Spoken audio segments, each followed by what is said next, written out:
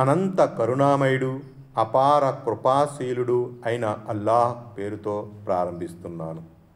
ఆయత్ నంబర్ 282.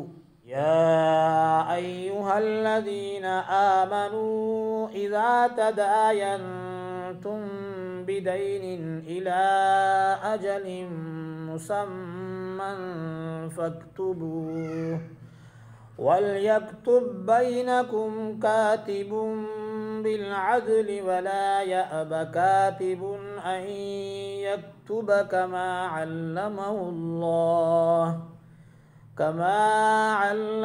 الله فليكتب وليملل الذي عليه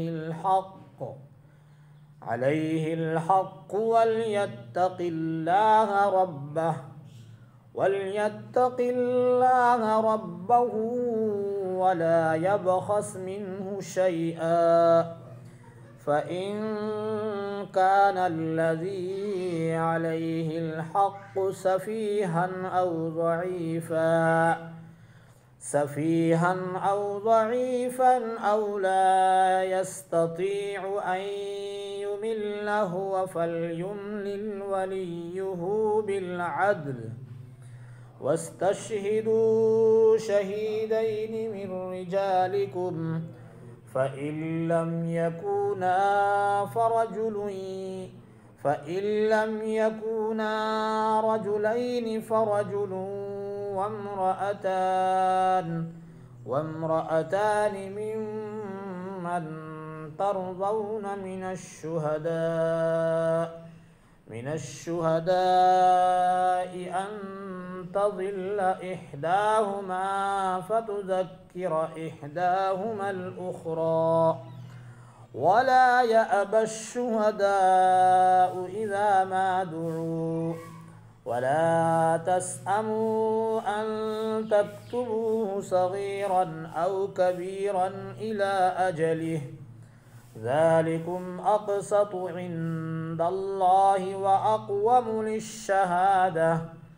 وأقوم للشهادة وأدنى ألا ترتابوا إلا أن تكون تجارة حاضرة تديرونها بينكم فليس عليكم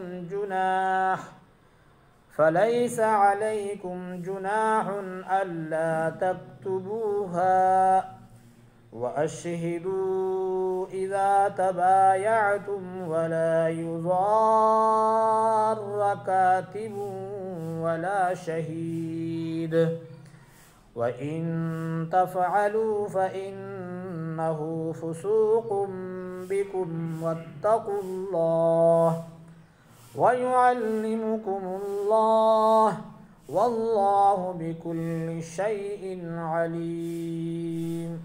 ఆయత్ నెంబర్ 282. ఓ విశ్వాసులారా, మీరు పరస్పరం ఒక నిర్ణీత గడువు కొరకు అప్పు వ్యవహారం చేసుకుంటున్నప్పుడు దాన్ని స్పష్టంగా వ్రాసుకోండి. వ్రాసేవాడు ఈ వ్యవహారాన్ని మీ మధ్య న్యాయబద్ధంగా వ్రాయాలి. అల్లాహ్ ఎవడికైతే వ్రాయటం నేర్పాడో అతను రాయడానికి నిరాకరించకూడదు, అతను వ్రాయాలి. రుణం పుచ్చుకున్న వ్యక్తి విషయాన్ని విడమర్చి వ్రాయించాలి.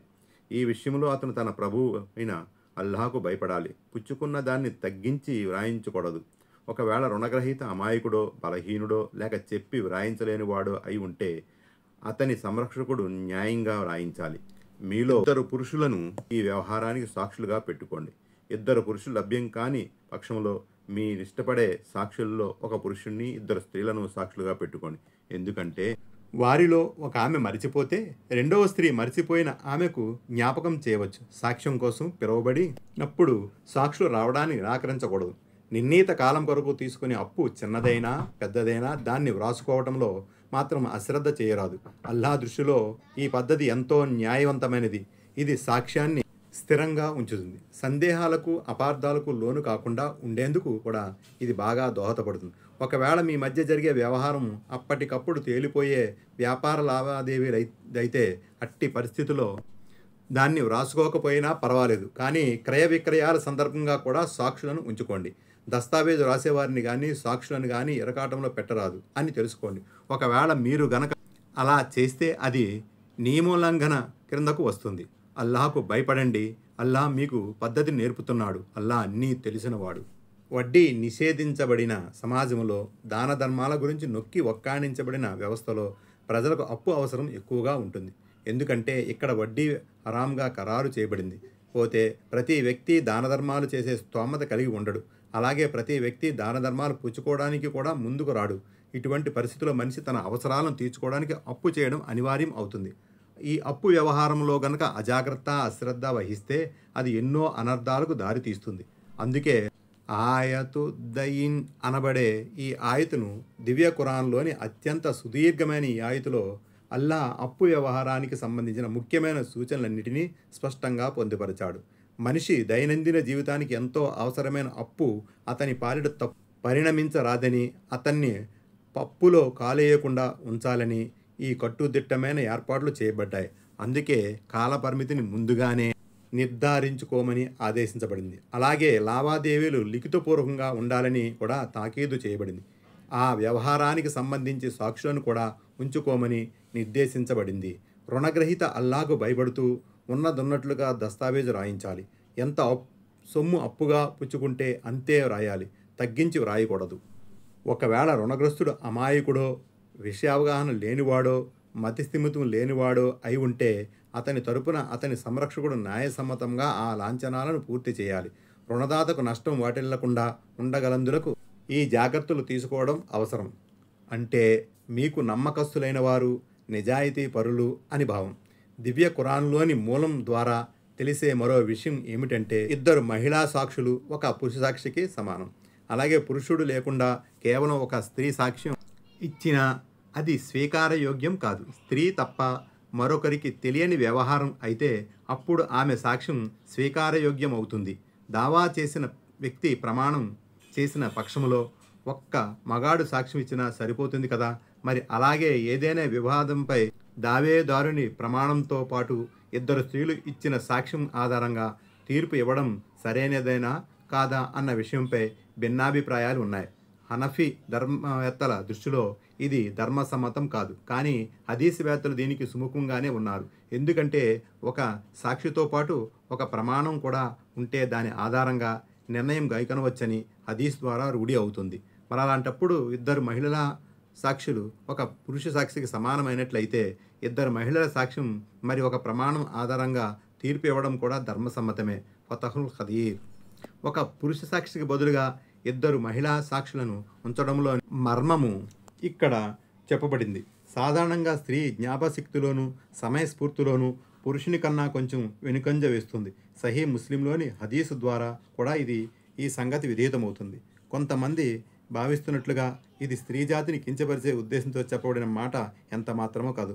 పురుషాధిక్యతను చాటడం అంతకన్నా కాదు. వాస్తవాల సంఘటన ఆధారంగా ఇది ఎవరూ కాదనలేని సత్యం. వ్యవహారం లిఖితపూర్వకంగా ఉంటే న్యాయం, ధర్మపాలన సజావుగా సాగుతుంది. సాక్ష్యాలు దృఢంగా ఉంటాయి. ఒకవేళ సాక్ష్యాలు చనిపోయినా లేక అందుబాటులో లేకున్నా వ్రాతపూర్వక పత్రం ఒక్కటే సమస్యలన్నింటినీ పరిష్కారంగా నిలుస్తుంది. విషయం లిఖించబడి ఉండటం వల్ల సందేహాలకు, అనుమానాలకు ఆస్కారం ఉండదు. సరుకును అప్పుగా ఇస్తున్నప్పుడు లేదా పెద్ద తరహా వాణిజ్య ఒప్పందాలు చేసుకుంటున్నప్పుడు ఈ సాక్ష్యాలు ఎంతో ప్రాధాన్యతను సంతరించుకుంటాయి. సాక్ష్యాలు లేకపోతే ఏదో ఒక పక్షం వారు మాట తప్పే, విముఖత చూపే ప్రమాదం ఉంటుంది. కొంతమంది వ్యాఖ్యాతులు ఈ వర్తకాన్ని ఇండ్ల కొనుగోలుగా, దుకాణాల షాపుల అమ్మకంగా, పశువుల క్రయ విక్రయాలుగా తలపోశారు. ఐసరుత్త ఫాసీర్. ఇరకాటంలో పెట్టరాదంటే భావం దస్తావేజులు రాసేవారిని, సాక్షులుగా ఉండేవారిని మరీ దూర ప్రాంతాలకు పిలిచి వ్యవహారం చేయడం, వారి సాధక బాధకాలను పట్టించుకోకపోవడం, అబద్ధపు విషయాలకు సాక్షిగా ఉండమని వారిపై ఒత్తిడి తీసుకురావడం, విషయాన్ని వక్రీకరించి వ్రాయమనడం, వారు ఒప్పుకోకపోతే బెదిరించడం, ఇవన్నీ ఇరకాటంలో పెట్టే నష్టం చేకూర్చే పద్ధతులే. అంటే మీకు ఏ ఏ విషయాల అమలుపై తాకీదు చేయడం జరిగిందో వాటిని ఖచ్చితంగా అమలుపరచండి. ఏ విషయాలను విడనాడమని ఆజ్ఞాపించబడిందో వాటిని విడనాడండి. ఈ విషయంలో ఎల్లప్పుడూ అల్లాహకు భయపడుతూ ఉండండి.